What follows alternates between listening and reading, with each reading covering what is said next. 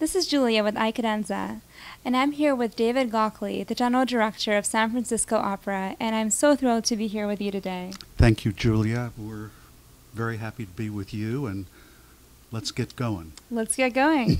Well, you are known for programming both new works and new productions, as well as being faithful to the traditional repertory. And you refer to yourself as a progressive traditionalist. Can you explain what you mean by that and how you go about your programming? Well, I like to program a diverse listing of works. I believe each season should have a broad choice of periods and national styles. As you know, I like to do new works, and I prefer to do new works rather than do radical interpretations of old works.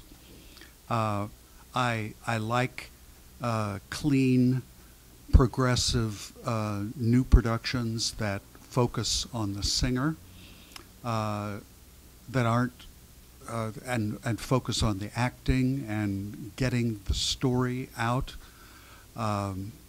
Well lit, not over designed, and I guess that's what a progressive traditionalist is. You know, you get as far as you think you can to the left with your public, and we are a different public than Europe, so we have to think of more ways to keep our audience attracted to us because they not only buy tickets, some of which are very expensive, but they give contributions on top of that, and sometimes they even remember us in their wills.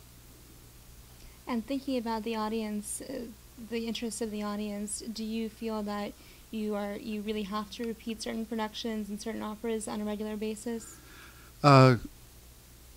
With the decline of subscription, we find that it is more necessary to produce the top 10 audience attractors more frequently. And I think we are looking in the future. We have had an average, say a Madame Butterfly, an average of every 5 years, and now we're going to go down to 4 years. Wow. Now, you worked for 3 decades at the Houston Grand Opera, and were the general director there. Yep. Before coming here in 2006. What brought you here to San Francisco, and have you found a different set of challenges here? Yes. Well, I was brought here after all those years in Houston, when a search committee was had the opening here, and they finally got around to me, and it was really good timing for me after all those years to get a fresh challenge. And it is quite different here. The audiences are very knowledgeable, very passionate, very demanding. The unions here in this Bay Area are very strong, so it's a major thing to keep all. We deal with 8 unions, and keeping them all feeling that they're being well taken care of and are a part of the larger company is a big challenge.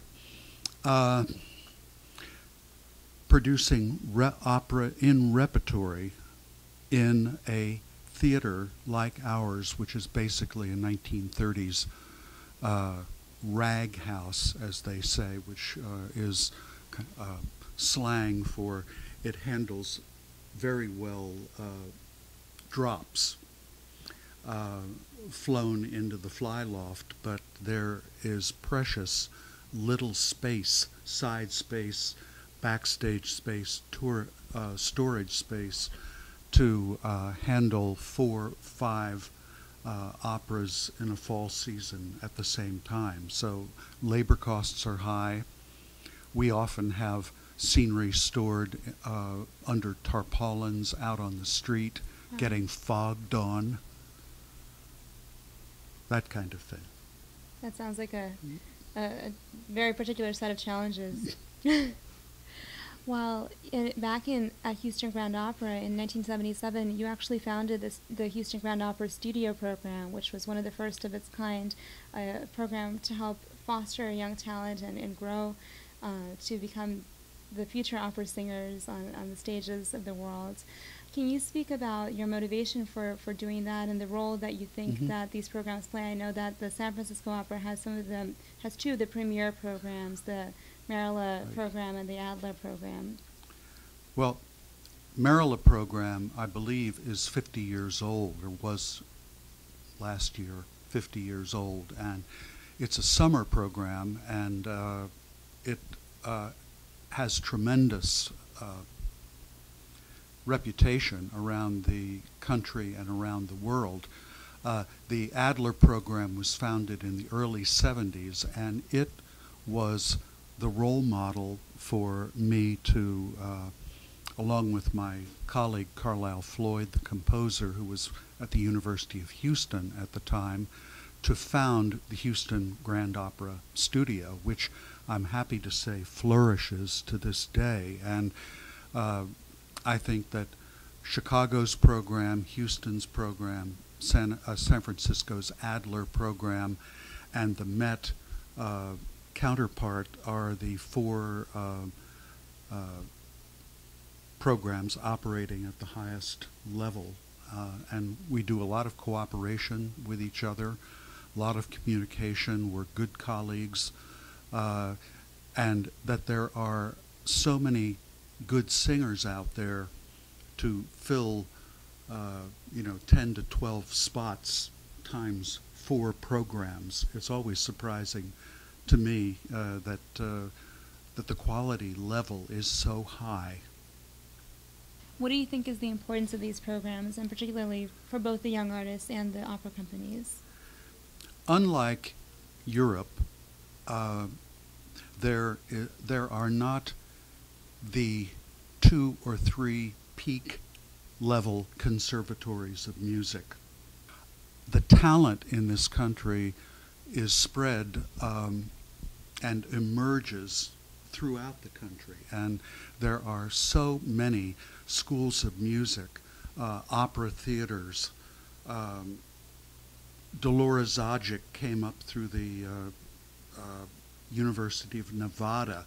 People are arising all over the place, and these programs were created to kind of be a centralization of talent, to separate the wheat from the chaff, and because the system of colleges, universities, schools of music do not do that as efficiently as is done in Europe, these programs perform that role.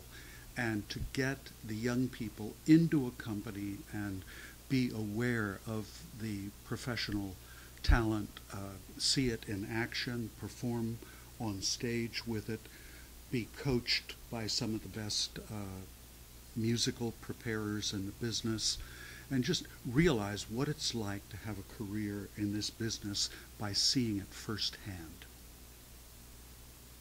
And switching gears a little bit, you are a big proponent of technology in the Opera House. Can you talk a little bit about that and your experiences with it and where you see us going with this? I think high-definition video technology is a huge boon to our world of opera, and the Met has shown that it can get out to hundreds and hundreds, even thousands, I think, of cinemas worldwide. We are doing something similar on a more regional basis.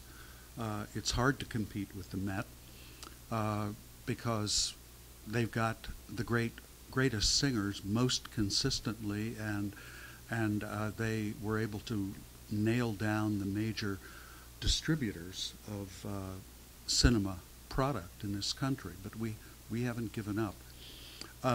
We also project cinema images in the balcony of some of our performances, which we call Opera Vision. And I guess the most remarkable thing we have done is to put opera on the giant HD screen in our ballpark, which is known as now as AT&T Park, and we're about to do our fifth of these simulcasts in September with Aida, and the crowds have grown steadily, now in the mid-20,000s, and we hope with Aida we'll set a new record, because of course Aida is Aida, and I think a lot of people will want to see that. The people come for free, but they sign up for passes through email, so we know who they are, and it has proven to be a very, very successful audience generator.